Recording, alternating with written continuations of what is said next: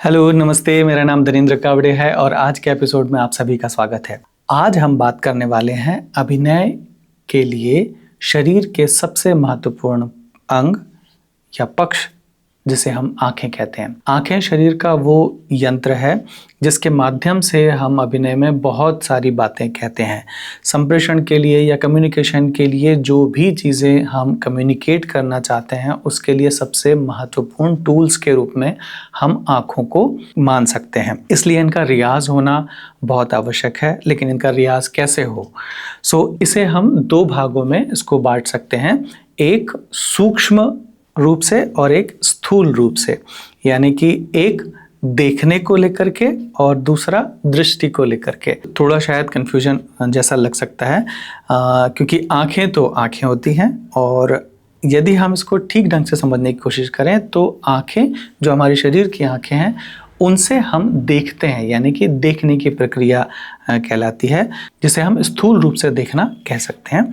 यानी कि जैसे मैं अभी देख रहा हूँ इन आँखों से लेंस की तरफ, अभी मैं लेंस से दूर दूसरी तरफ देख रहा हूँ, यानी कैमरे के लेफ्ट साइड, यानी मेरे राइट साइड में देख रहा हूँ। अभी मैं कैमरे के राइट साइड यानी मेरे लेफ्ट साइड में देख रहा हूँ। अभी मैं नीचे देख रहा हूँ। ये हुआ देखना। लेकिन यदि हम दृष्टि की बात करें, दृष्टि यानी कि विजन, कि हम कैसे देखते हैं, एक तरीके से अगर हम कहें कि उसमें भाव अगर हम जोड़ दें तो वो भाव क्या हो सकते हैं, वो हमारा विजन कहलाएगा। सपोज अगर मैं कैमरे की तरफ लेंस में देख रहा हूँ, मन में कुछ भाव लेकर के देख रहा हूँ, कैमरे की एक तरफ देख रहा हूँ, मन में कुछ भाव लेकर के देख रहा हूँ, तो ये इस तरह से एक विजन की बात हम कह सकते हैं कि उसमें एक इमोशन या एक भाव जुड़ा हुआ हो सकता है कि हम किस तरह से देख रहे हैं। ये दोनों ही चीज़ों का अभिनय में बहुत महत्व होता है। ज़्यादातर हम लोग आँखों के रियाज के लिए तो कई सारी एक्सरसाइजेस होती है, लेकिन दूसरा जो रियाज है सूक्ष्म भावों का, वो रियाज हम लोग नहीं कर पाते क्योंकि वो बहुत ही व्यक्ति की समझ पर आधारित होता है। एक मित्र ने मुझसे पूछा था कि आँखों से अभिनय के लिए जो लेफ्ट देखना, राइट देखना, ऊपर देखना, नीचे देखना, ये एक्सरसाइजेस तो होती हैं, उसके अलावा और जो एक्सरसाइजेस हैं समझने के लिए वो ज़्यादातर नहीं मिलती हैं। उसका मूल कारण यही है क्योंकि ये प्रैक्टिस और समझ को लेकर के ही होती है और हर व्यक्ति का अपना अनुभव और उसकी समझ होती है। तो इसकी मूल ऐसी कोई एक्सरसाइज ज़्यादातर नहीं होती, लेकिन मैं कुछ कोशिश करूँगा कि हम किस तरह से उसका अभ्यास कर सकते हैं। यदि हम इसको और थोड़ा सा क्लैरिटी के साथ समझने की बात करें, जब मैंने कहा था कि आँखों से बात करना बहुत ही कमाल होता है और जो अभिनेता अपनी आँखों से कम्युनिकेट करे, या जिन भी अभिनेताओं के बारे में कहा जाता है कि बहुत कमाल के अभिनेता है और आँखों से वो बात करते हैं, उसके लिए मूल बात यही है समझने की। यदि हम एक इन आँखों को कांच के खाली ग्लास की तरह अगर हम समझें तो हमारी आंखें ठीक उस कांच के ग्लास के जैसी होती है कि जैसे कांच के ग्लास में हम जिस भी रंग का, जिस भी तरह का पदार्थ हम उसमें डालेंगे वो पारदर्शी होगा और ठीक जैसा वो है वैसा ही आपको दिखाई देगा। हमारी आंखें भी ठीक वैसे ही होती है कि हम जैसा महसूस करेंगे और जितना महसूस करेंगे वो हम आंखों के माध्यम से कम्युनिकेट कर सकते हैं। हम अगर महसूस नहीं करेंगे तो वो कम्युनिकेट नहीं होगा। बहुत बार हमको लगता है कि हम महसूस कर रहे हैं, लेकिन वो महसूस करने की प्रक्रिया कितनी सही है, गलत है, कितने अंश तक हम उस सत्व को पकड़ पा रहे हैं, ये पैरामीटर्स हर व्यक्ति के बहुत अलग अलग होते हैं।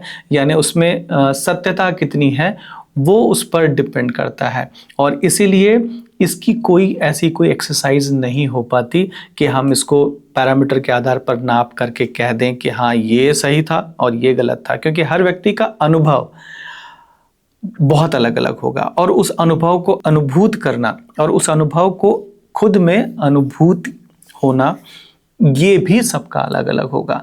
वो अनुभूति के आधार पर ही हम आंखों में उस भाव को ला सकते हैं।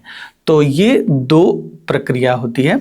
एक अगर हम कहें तो स्थूल आंखों से देखना, जो हम जैसा दिख रहा है हम उसको देख रहे हैं। सपोज जैसे मैंने पहले कहा था कि कैमरे को, लेंस को देखना, राइट को देखना, लेफ्ट में देखना, ये देखना, या कोई चीज़ को देखना, या इधर उधर देखना, या अपने हाथों को देखना, ये देखना हुआ।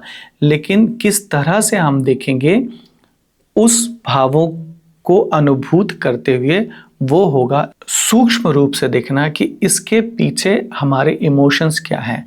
जब कई बार हम इसको एक आप लोगों ने महसूस की हो या नहीं पता नहीं, लेकिन अक्सर कई बार हम जब विचारों में होते हैं, जैसे मैं अभी विचार में एक जगह देख रहा हूँ, लेकिन मैं कोई एक विशेष जगह पर नहीं देख रहा हूँ, लेकिन एक मन में विचार कहीं चल रहा है, मैं सोच रहा हूँ, और उसके आधार पर मेरी आंखें एक जगह भले फिक्स हैं, लेकिन आंखें अगर मूव भी कर रही हैं तो मेरा फोकस किसी एक जगह पर नहीं है, लेकिन वो मन के भीतर वो चल रहा है, और वो फिर मैं आप लोगों के बात कर रहा हूँ। तो कई बार हम ऐसे आँखों को इस स्थिति में रखते हैं और उसके बाद हम किसी एक जगह पर फोकस करके बोलते हैं। तो फोकस आउट होना और फोकस इन होना, ये दोनों ही परिस्थितियों में हमारी आंखें किसी एक जगह पर होते हुए भी उस जगह को नहीं देख पाती है। जैसे पैराफेरल विजन की हम बात करें, यदि हम सीधा देख रहे होते हैं तो सामने की वस्तु हमें फोकस में साफ साफ स्पष्ट नज़र आती है, लेकिन उसके अलावा यदि दूसरे यहाँ से यहाँ तक का जो विजन हमारा होता है, वो चीज़ें हमारे स्पष्ट देखने में नहीं आएंगी, लेकिन उनका आभास हमें ज़रूर होता है कि हाँ, कहाँ कौन सी चीज़ें हैं।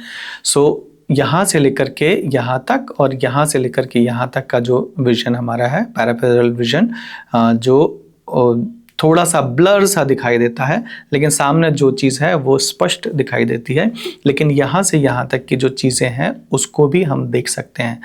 तो वो जो ब्लर वाली स्थिति है, कई बार हम उसको सूक्ष्म रूप में समझ सकते हैं, या सूक्ष्म दृष्टि के रूप में उसके साथ में भावों को जोड़कर भी हम उसको देख सकते हैं। तो ये दो रूप से हम इसको देखने को बांट सकते हैं, और उसी हिसाब से हम आंखों की एक्सरसाइज भी प्लान कर सकते हैं। तो स्थूल रूप से देखने वाली बात, जो हम चीज़ों को जैसी है वैसे देख रहे हैं, या आंखों से देखने वाली बात को अगर हम कहें, तो उसके लिए कुछ एक एक्सरसाइज है जो मैं आप लोगों के साथ में दिखाने की कोशिश करता हूँ। ज़्यादातर आप लोगों को पता ही होगा कि आंखों को सीधा रख करके राइट देखना, left, right, left, up, down, up, down, diagonal, नीचे, डायगोनल, नीचे, rotation, left to right, rotation. So इस तरह से हम ये एक प्रक्रिया रियाज की, आँखों के रियाज के लिए कर सकते हैं। कई बार जब हम नीचे देखते हैं तो हमारी आँखें छोटी हो जाती हैं, तो इसके लिए एक और सहारा हम ले सकते हैं कि दोनों पुतलियों को बहुत आराम से अपनी पुतलियों को ऊपर रखें, और इसको जितना फैला सकते हैं फैलाने की कोशिश करें, ताकि वो पुतलियाँ बंद ना हो। और यहाँ पर रख कर भी आप राइट और लेफ्ट कर सकते हैं। तो ऐसे रख करके right, left, right, left, up, down, up, down, diagonal, नीचे, डायगोनल, नीचे, रोटेशन, उल्टा रोटेशन। सो इस तरह से हम आंखों का रियाज कर सकते हैं। इसमें आपने देखा होगा कि इसमें आंखें ज़्यादा खुली रहती हैं, और ये प्रैक्टिस करने से हम अपने आंखों की मसल्स को कंट्रोल कर सकते हैं और उस हिसाब से हमें जहाँ जैसे जितना देखना है उस तरह से देख सकते हैं। क्योंकि कई बार हमारी पलकें फड़फड़ाती हैं, अगर हमें किसी एक जगह पर लगातार फोकस करना हो तो पलकें कंट्रोल में नहीं रहती और हम आंखें पलकें झपकते रहते हैं। ये अगर हम करते रहेंगे तो मसल्स हमारी कंट्रोल में रहेगी। और यदि हमें लगातार लेंस की तरफ देख करके बात करना है या किसी एक व्यक्ति की तरफ में देख करके बात करना है तो वो हम कर पाने में सक्षम होंगे। इसलिए इसका रियाज आवश्यक होता है। आंखों का एक दूसरा रियाज की अगर हम बात करें तो भौहों को ऊपर करना,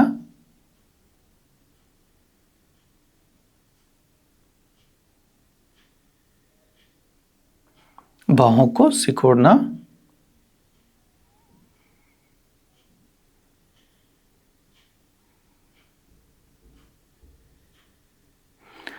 फिर नीचे ये वाला हिस्सा इसको ऊपर करना,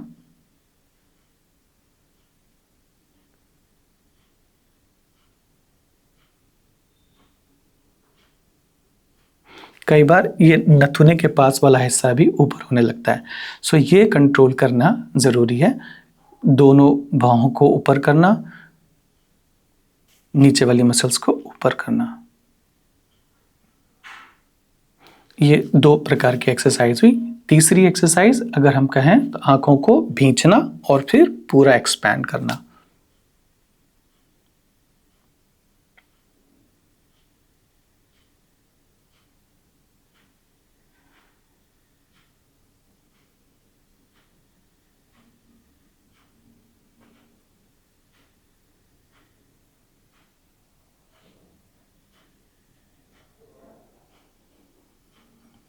सो इस तरह से ये 3 एक्सरसाइजेस हैं जो आँखों की मसल्स को कंट्रोल करने के लिए काफ़ी होंगी।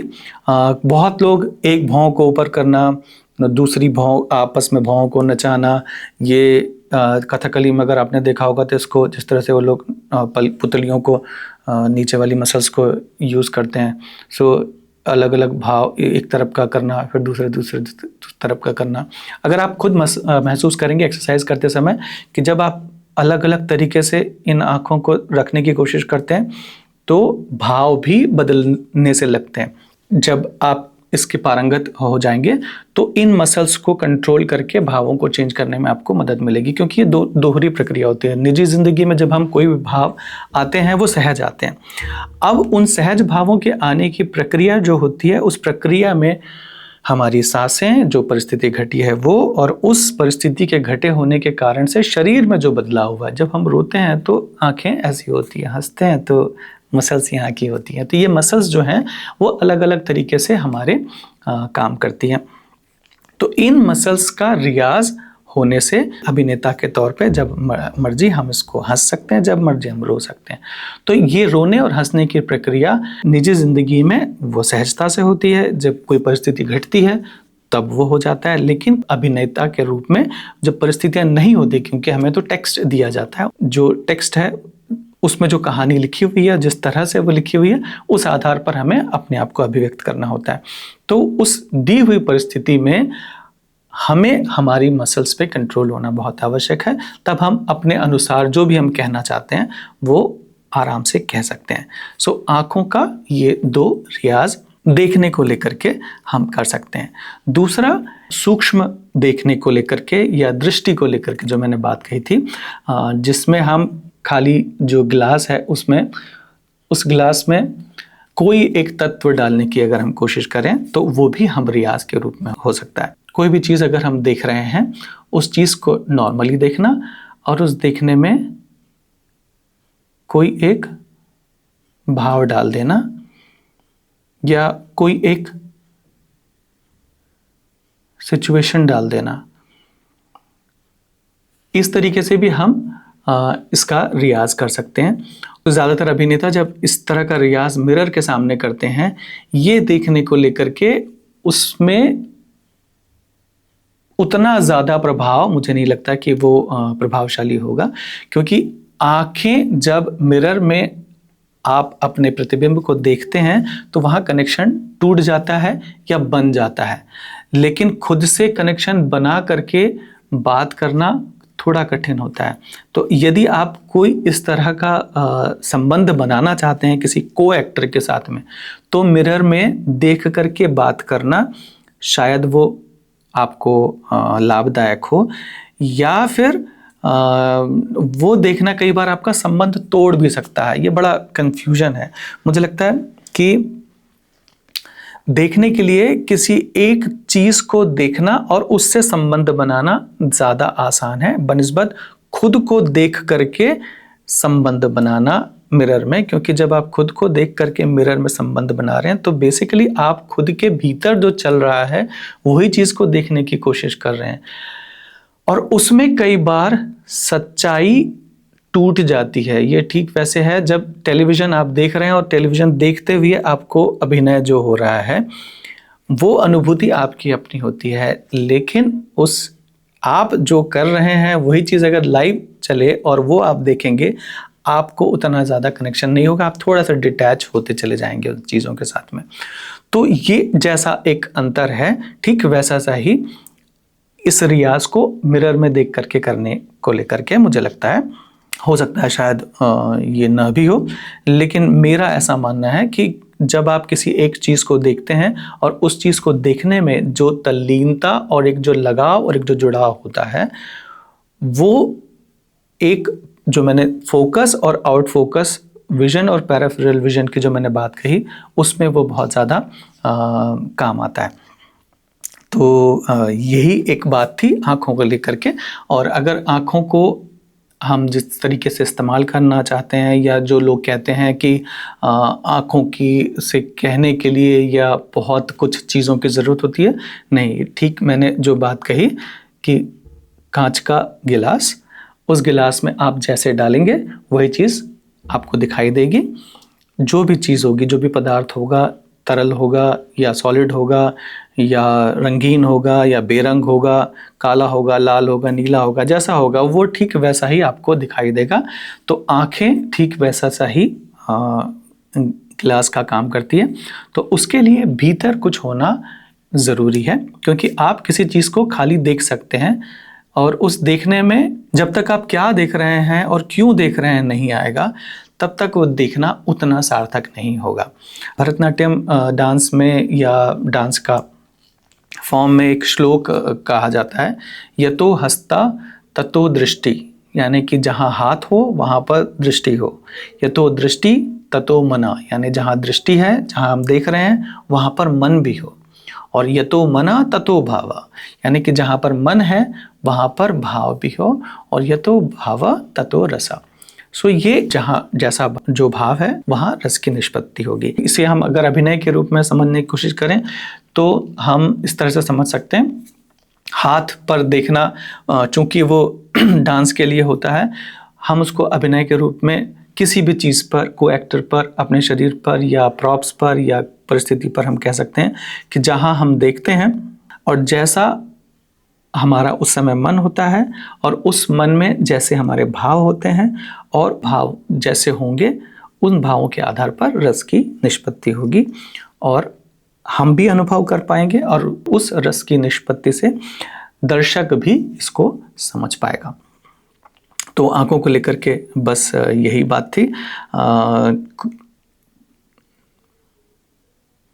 यदि आपके कोई प्रश्न हो तो कमेंट बॉक्स में ज़रूर लिखिएगा। ये नहीं कहूँगा कि चैनल को सब्सक्राइब कीजिएगा, उसका मूल कारण मुझे लग रहा है कि ये 15-20 दिनों से जब मैं वीडियोस नहीं बना रहा था या सोशल मीडिया से नहीं जुड़ा हुआ था, जीवन में थोड़ी सी शांति मुझे महसूस हो रही थी। लगातार वीडियो बनाने और लगातार चीज़ों के कारण से दैनिक जीवन में और काफ़ी कुछ चीज़ों में उतना मैं जुड़ाव महसूस नहीं कर रहा था, क्योंकि हमारा काम प्रैक्टिकल जीवन में जुड़ करके काम करने का है और ये सोशल मीडिया में ज़्यादातर रह पाना थोड़ा सा विचित्र सा अनुभव मुझे लग रहा है। लेकिन चूंकि मैंने कमिट किया है कि कुछ चीज़ें मैं लगातार एक रूप से जो एक बेसिक नॉलेज है किसी को थिएटर करने के लिए या फिल्म करने के लिए, उस बेसिक का मैं एक नॉलेज ज़रूर जितना मेरे पास में है वो मैं आप लोगों तक पहुंचाऊं, तो उतने वीडियो ज़रूर बनाऊंगा। और संभवतः आपको यदि लगता है तो मैं यही कहूँगा कि निजी ज़िंदगी में कोई गुरु अगर मिलता है तो उनके साथ में भी आप जुड़ें, लोगों के साथ में जुड़ें, उनके से मिल कर के काम करें, क्योंकि मानव जीवन ये कृत्रिम दुनिया के अनुभवों पर उतना ज़्यादा डिपेंडेंट नहीं है, और उसका आनंद व्यक्तिगत रूप से ही है और उसी जीवन में है, उसी तरीके से है। ये सिर्फ एक माध्यम है लोगों तक पहुंचने का, अपनी बात कहने का और ज़्यादातर लोगों से जुड़ पाने का। लेकिन उस माध्यम को हम सिर्फ माध्यम तक ही रखेंगे तो बेहतर होगा। मैं ये सीरीज़ या जो भी चीज़ें मैं बना रहा हूँ उसका मूल रीज़न यही है कि बहुत लोगों के पास में एक्सेस नहीं होता है चीज़ों का, स्कूल का, या कोई किसी वर्कशॉप को अफोर्ड नहीं कर सकते या किसी और जगह पे नहीं जा सकते। तो एक बेसिक चीज़ें कम से कम हमारे पास में हो जिससे हम अपना रियाज़ कर सकते हैं, और रियाज़ करके हम अपने आप को मांझते रह सकते हैं जब तक कि हमको एक मुकाम नहीं मिलता या एक जगह नहीं पहुंच पाते जहां पर हम व्यक्तिगत रूप से लोगों से जुड़ नहीं पा रहे हैं। तो मैं बस यही कहूँगा कि अगर आप इस वीडियो को देख रहे हैं तो देखिए, और लगता है ये आपके लिए उपयोगी है तो उसको आत्मसात कीजिए, और फिर निजी ज़िंदगी में जा कर के इसको इम्प्लीमेंट करने की कोशिश कीजिए। अगले एपिसोड में फिर मिलेंगे, तब तक के लिए नमस्कार।